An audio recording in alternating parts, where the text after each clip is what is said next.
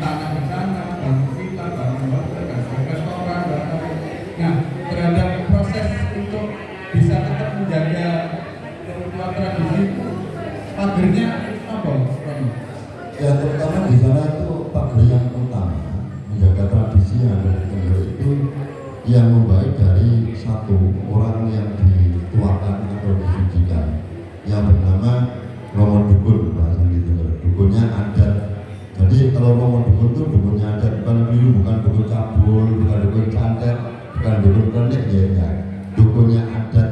Semua agama, semua masyarakat akan membutuhkan yang bernamanya Pak Dukun. Ya, Romo Dukun itu dibutuhkan masyarakat semuanya. Islam, Hindu, Kristen, Buddha, Katolik, Konghucu yang masih percaya dan itu membutuhkan Pak Dukun. Kekuatan dari situ, karena apa? Yang terutama anak-anak muda mau upacara apapun, mau acara apapun, pasti pamit ke Romo Dukun. Yang pertama, yang kedua ke kepala desa. Jadi desa setempat masing-masing, seperti Tengger, kawasan Tengger itu 4 kabupaten, ya, 4 kabupaten: Malang, Probolinggo, Pasuruan, Lumajang. Tapi di situ ada tokoh seorang dukun yang ada, dukunnya ada. Maka yang memperkuat tentang ajaran adat dan biar tidak terkikis oleh perkembangan zaman. Yang pertama itu kuncinya harus patuh, ya, patuh, bukan patuh, ya, patuh kepada nasihat dari orang tua. Karena di sana itu yang dipercaya itu dari karma pala. Nah, karma pala. Maka manusia itu kalau menanam karma jelek pasti suatu saat tumbuhlah karma kejelekan. Ini yang diyakini. Jadi bahkan wisatawan dari mancanegara boleh di sana ikut memeriahkan, ikut andar dari boleh, tapi harus satu, patuh dengan adat desa dan kalapatra desa masing-masing yang di kawasan tersebut. Itu jadi yang memperkuat itu dari situ. Jadi kalau soal jual beli ada pertanian, ada hutan,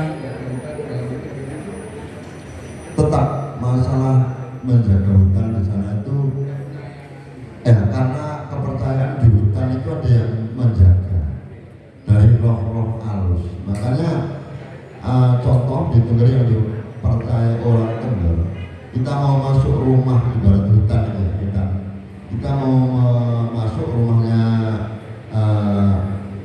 Romo Budu misalnya, kita harus kulon luhur, nggak boleh kita sundar sundur. Artinya jadi ada upacara, kita mau motong kayu, mau ambil air buat di rumah, itu ada upacaranya, pamit, artinya seperti itu. Jadi tetap hutan, air, aku di sana lestari.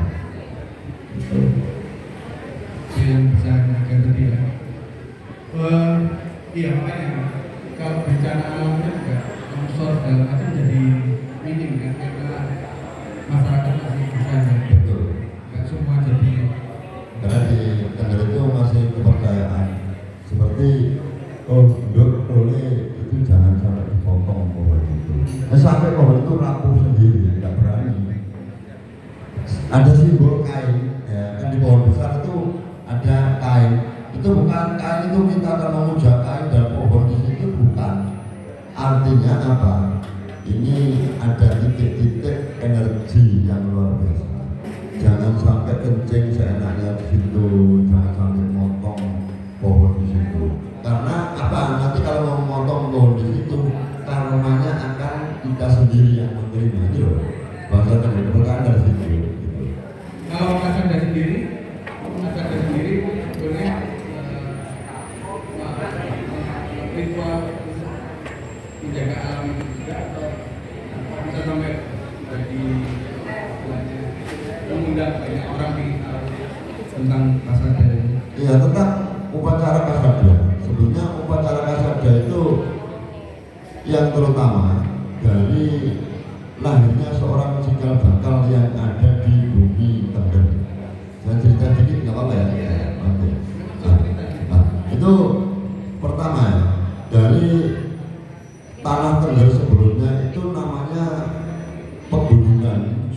tanah hila-hila. Jadi bukan Tengger. Jadi tanah hila-hila artinya tanah suci dari Bataran Brahma. Makanya di situ ada kawah Chandra di muka, ada Gunung Batok, ada Gunung Gendera. Di situ gunung-gunung dan keturunan dari anak-anak Joko Seger dan Roro. Maka dulu itu di situ ada cerita nyata juga. Waktu tanah hila-hila itu manusia masih belum banyak seperti sekarang, masih seperti manusia purba. Dan disebut Sang Hyang Mahamanu. Sang Hyang Mahamanu ada yang menyebut Sang Hyang Paramakawi. Jadi orang kawitan pertama di situ atau manusia pertama di situ. Yang disebut Maharsi Dada Putih. Bukan dadanya putih tapi isinya putih. Kalau resi itu ada apa? Ada proses. Bisa dipanggil resi, bisa dipanggil pemangku, bisa dipanggil lomondur, ada proses, melalui proses. Makanya seperti itu. Jadi upacara kasada Sang Maharsi menurunkan wahyu, punya anak 3 yang bernama Kaki Bomo, yang kedua bernama Kaki Sambar Nyawa, yang ketiga Kaki Dada Banyupahit. Nah, 3 tersebut yang punya keturunan cuma 1, Kaki Dada Banyupahit. Di Dada Banyupahit punya keturunan yang bernama Joko Seger dan Roro Atem. Maka kalau Roro Atem pelarian dari Mojopahit itu keliru, sebelum ada Majapahit Tengger sudah ada. Nah itu keliru. Makanya di YouTuber kan ada. Cuma itu keliru. Nah, keliru. Bukan cerita nyata. Itu artinya yang ada cerita legenda yang apa itu betul, apa itu salah kan nggak tahu, namanya legenda.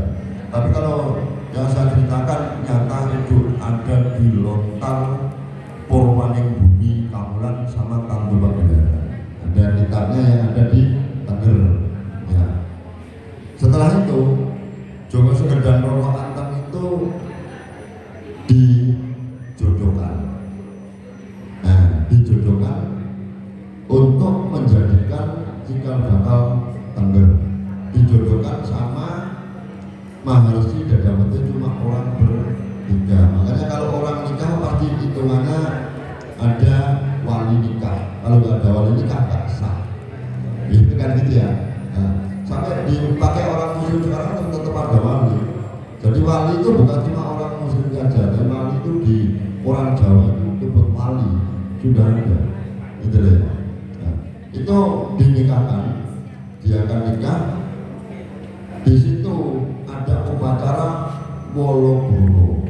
Woloboro itu dalam arti wali ini wali goroan, bukan ayahnya sendiri dalam arti itu. Makanya ada upacara penebusan penyelesaian yang bernama Pras Woloboro. Wo itu wadah, lo tulas, rogo. Rogo kalau sudah bisa menyatu sempurna. Nah, maka di situ diambil nama yang dari Joko Seger itu diambil gernya, yang dari Roro Atem diambil tengah, menjadilah pegunungan suku Tengger. Itu bedanya. Menarik.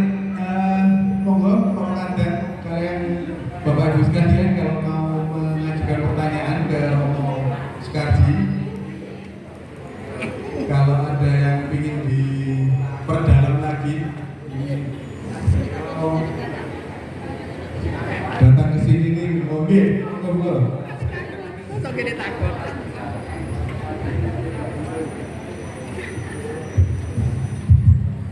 Terima kasih. Assalamualaikum.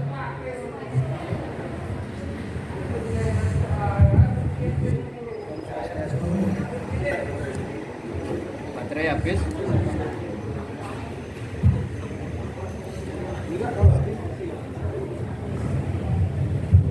Cek.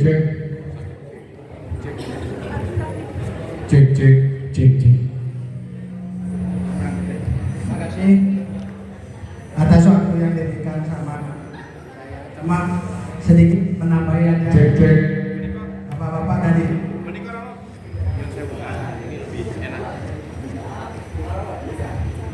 Terima kasih.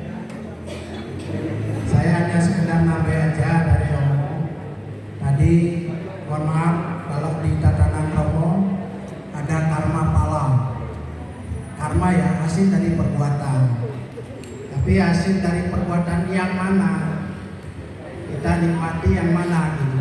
Mohon maaf kalau di kita memang hukum karma pala itu yang paling kita ikuti. Kita berpikir dulu sebelum apa yang kita kerjakan itu akan menjadi akibatnya bagaimana. Nah di sini itulah yang menjadi tatanan, sehingga tadi dijelaskan karma pala, hukum karma, sebab dan akibat. Kalau di tidak ada tatanan hukum karma itu dibagi dua, karma pala lambat dan karma pala cicil. Mohon maaf, bagaimana karma pala lambat dan karma pala cicil ini? Karma pala cicil itu karma pala yang dinikmati di dunia ini. Pengertiannya, hasil dari apa yang kita kerjakan di dunia ini. Seumpama satu misal kita mencuri, sekarang ketahuan, kita nikmati, masuk penjara ya, itu sudah sebab dan akibat di karma pala cicilnya. Yang kedua, bagaimana dengan karma pala lambat? Kalau kita mencuri gak ketemu, sampai berapa tahun gak ketemu, sampai kita meninggal, karma pala lambatnya gimana? Kita akan menikmati di alam baka di sana. Nah disinilah makanya karma pala dalam pengertian tadi, karma pala cicil kita dinikmati di dunia dan karma pala lambat dinikmati di akhirat. Seperti bilang tadi mencuri tentang bahwa yang bumi kamulan dan cikal bakal menjadinya suku Tengger. Tengger disebut tadi Tetangan, betul, itu sangat betul. Tadi belum nyampe itu saya, karena belum waktunya. Ya, ceritanya kan nanti kalau kan potong-potong. Kenapa kalau disebut Tetangan? Karena di Tetangan cikal bakal bumi Tengger itu dari kakek omah turun ke kakek moyang turun ke Maharsi Boga Putih dan Joko Seger Loro Anteng. Tetangan dalam arti kita bisa akan selalu mengikuti kepada ajaran perkembangan leluhur yang sudah mendahului, karena di sana bahasa tadi Tetengerin budi pakerti luhur itu ada di Tengger.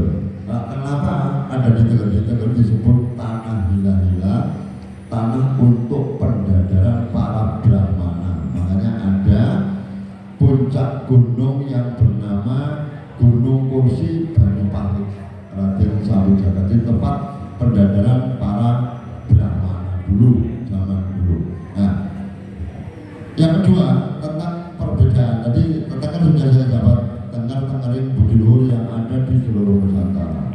Ya, karena ada Gunung Batok di sana. Gunung Batok itu merupakan patokan Nusantara, itu ada di Tengger juga. Jadi Tetengan karena ada Gunung Batok. Sebelah Gunung Batok yang bernama Kawah Candra Gangka. Jadi kepercayaan orang Tengger, di situ ada lautan pasir, bahasa orang sini kan lautan pasir, karena ada lautan pasir. Tapi kalau orang Tengger mengatakan dasar, nah kok bisa dasar? Dulu itu dasar Nusantara itu gunung paling tinggi, paling besar itu di Tengger, di tanah hila-hila. Akhirnya sampai mulai dari kaki Bima sampai Widadari ada terus. Nanti kalau ada yang bertanya, saya jawab semua. Ya, saya jawab semua. Maka sampai ada patokan dan cikal bakale Tetengen tadi. Tetengen merupakan wujudnya Tengger. Tengger.